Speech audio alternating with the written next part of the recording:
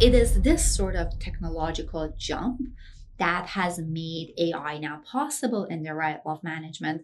And I can give you a lot of examples of how this manifests. Let's hear from the experts about how artificial intelligence is transforming the world of business. I'm Katie Gaertner, and this is Unsupervised.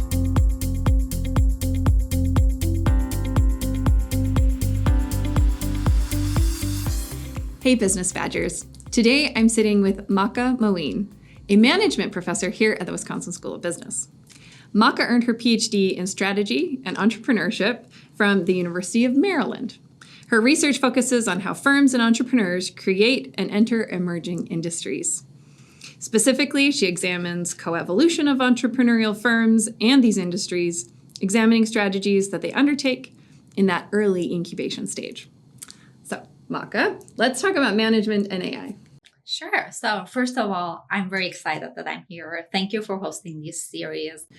Before we dive too deeply in, sure. I think many of my students actually won't know what management is or why it's a major at the business school. So maybe you can lay a groundwork for what they can expect from a management major and what that even means. Okay. In that realm, we often think about two elements of management. One is that how you actually work with individual employees within a firm, how perhaps you motivate them. You deal with the psychological issues of making sure they come to work at their creative best, productive best version. Okay. And at the same time, there is a macro version of management in that you want to think about the higher level questions of how do you manage the entire firm, its entire business units in a sort of high level manner so that it increases firm performance, so that you have better profitability, better growth, or contribute to that societal mission that you have developed for yourself. So there is this like micro and macro version of it. If like people hear the words, the more micro version of it will be called organizational behavior. In the middle, there is the human resources, the HR that is in MHR. Yep. And then at the macro level, there is the more management or strategic management side of things that really talks about those higher level ones. So I am more in that macro side of thinking about firm as a whole and its performance.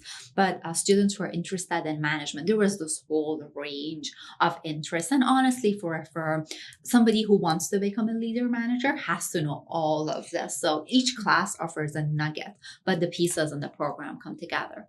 Okay, thank you. That really clears things up. Thank you so much. All right, so now we can dive into the more fun stuff. How do you see AI being used in this management and entrepreneurial space? So I'm gonna unpack a little bit about how I think about that predictive aspect and predictive machines, and maybe talk about a couple of technological changes that happened in the past few years that took us to where we are. So, and I study emerging tech, so autonomous vehicles is one of them. And if you think about the brain of that autonomous vehicle, it's an AI system. And over the past few years in autonomous vehicles, we have been introduced to 6 versions of self-driving cars. Oh, wow. And at every round they said, oh, this is a self-driving, this is autonomous. But you go to the version 15 years ago, autonomy in that level made sense, like, oh, you're deviating from your lane when driving. And that was the big deal. Yeah. That is not trivial when you think about it. A car that can recognize, oh, somebody is in your blind spot, beware. Like every time you have the flasher, we tend to think those are normal. They are not. That has been an engineering marvel in ways. But over the years, we have improved. Now, we consider them very basic, and now we're in a realm of, oh, I can have a car that can park itself. I can have a parked car, I put it on self-driving mode, and for the majority of cases, it goes. So how did we get here? What is the journey, and what are the management implications here? If we go to the what could have been the autonomous car of the past decade, Someone needed to write a code, a software, and tell the machine, that autonomous driver, that, hey, if you are at intersection A and you face this scenario, turn right. If you're at the other intersection, there is a tree there, stop. If you see someone walking, this is the range to scan. And it had to be a series of unlimited if and then. That code would have been, if you see this, then do that.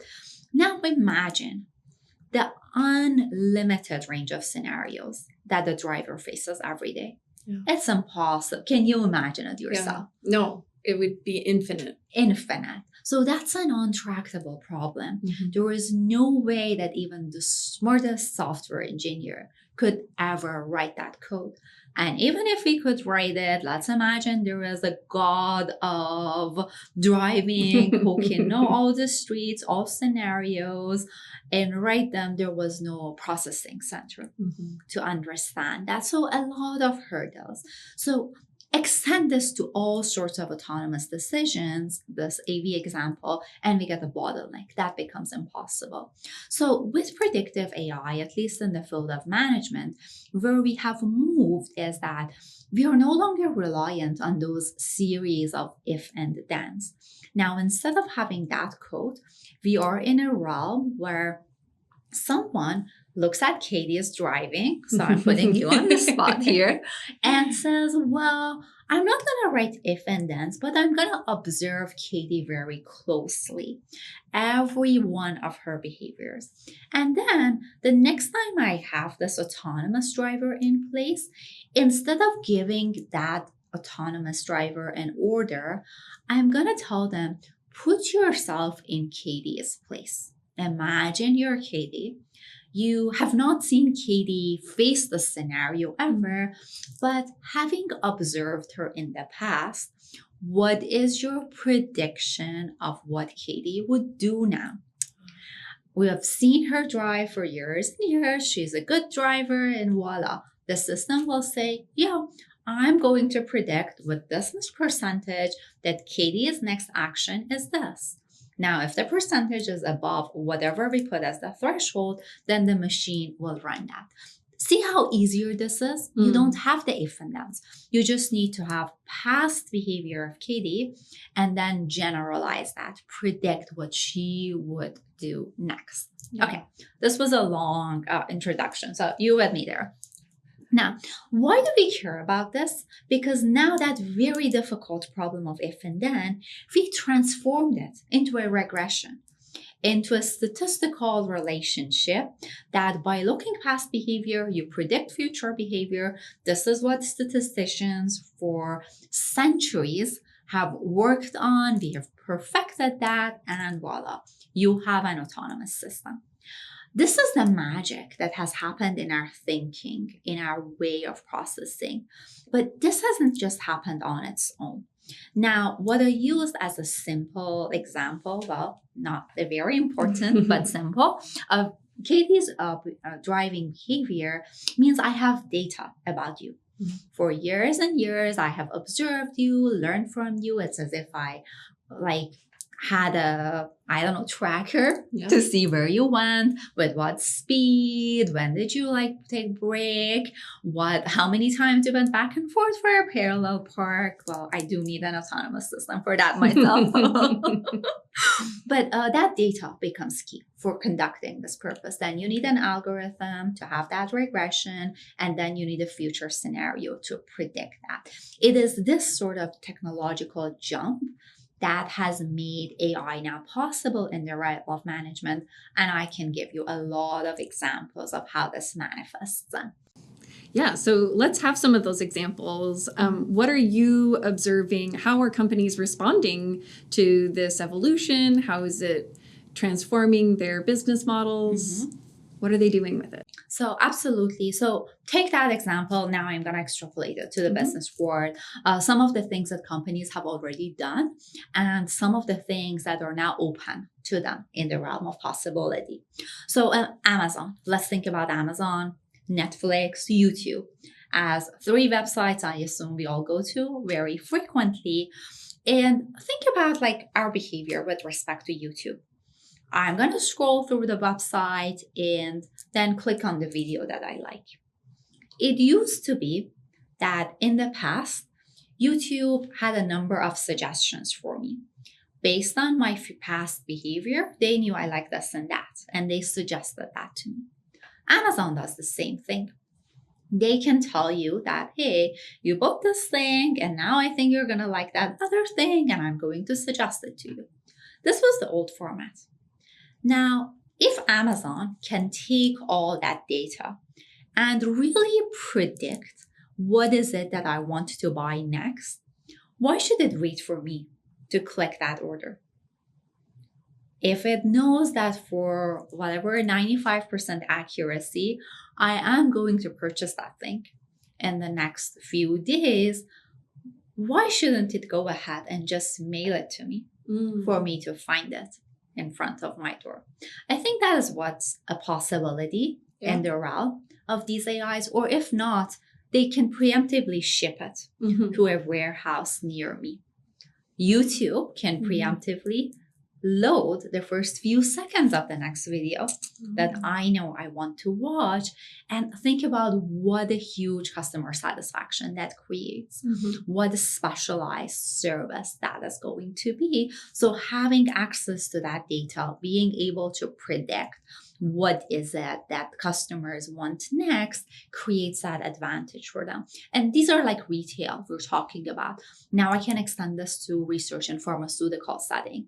That's like an area I'm very interested myself in studying, is that we now have, or we had at least, things like the gene testing, the Ancestry.com, 23andMe's of the world, that a couple of Christmas ago, everybody was gifting these to each other. So these companies have the genetic information of a good portion of the population, very, very importantly, targeting demographics that were perhaps underrepresented in clinical trials before.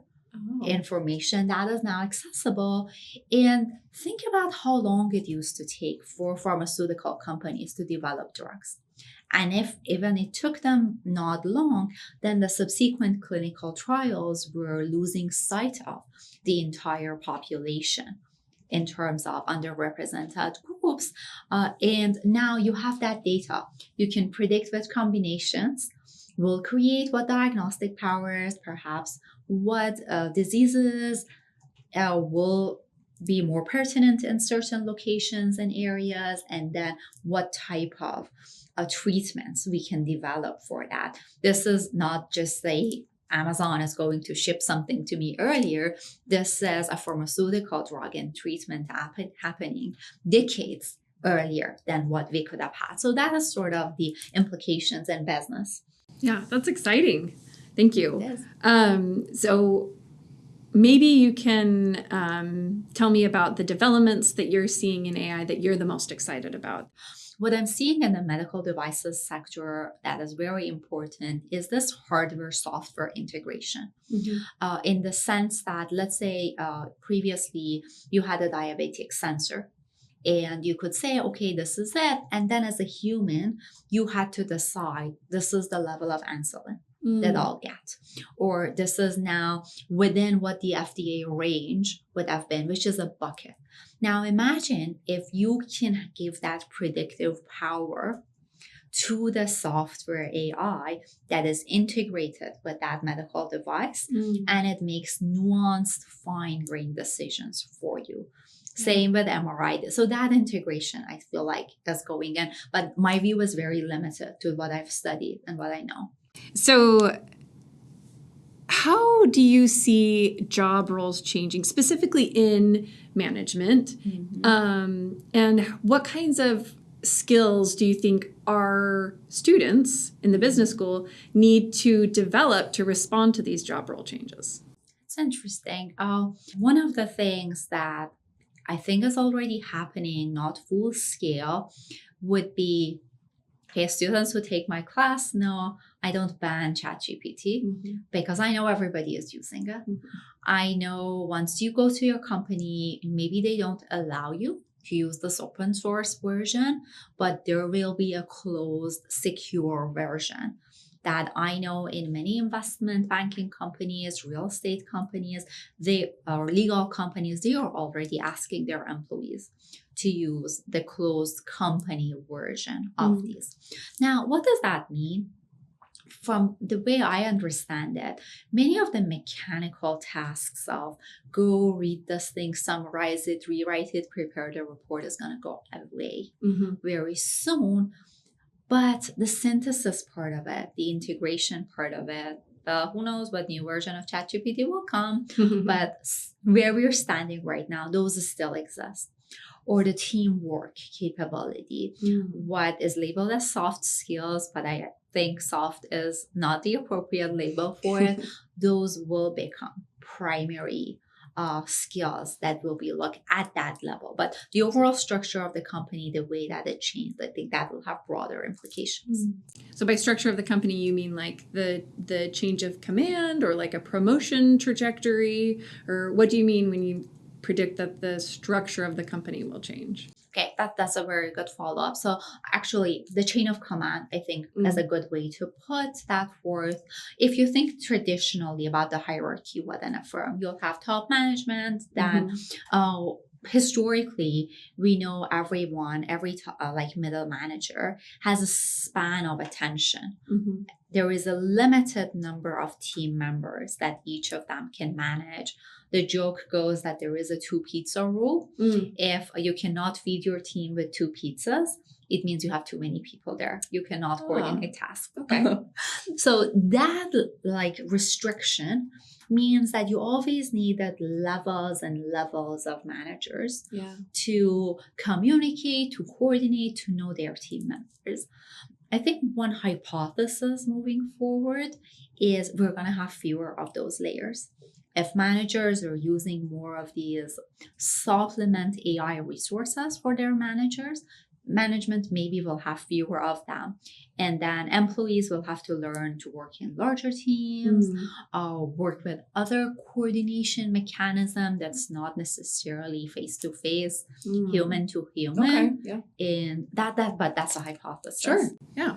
It's interesting to think about nonetheless. So thank you. All right. Mahka, let's finish up with a fun question. Okay. All right. So if you could offload one responsibility or one task at home or at work that you would never have to do again, you could give it to AI, what bot would you invent? Okay.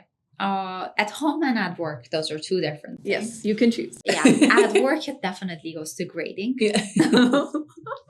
So I know this is gonna don't repeat it to my own students. But the reality is, as much as the students don't like to submit assignments, professors do not want to grade them either. This is a very mutual relationship. So if there is a way to actually, for that agent robot to be able to understand the essence of the questions, that would be lovely. Great. Okay. Thank you. Do you have one for at home? That is a little bit more difficult. I don't know if it's AI or not, but a variety of cleaning agents, that's good. And if they know when to clean, where to clean, where not to. And I always joke about this, about our Roomba at home. I thought I'll buy one and it will clean everywhere. But now it's a whole process because anytime before I started, I have to make sure there is no leftovers somewhere. There is nothing that the Roomba is going to eat and get stuck. So it hasn't been that helpful. Right. Yeah. I you hope have there to is clean for the one. Cleaning bot. Exactly.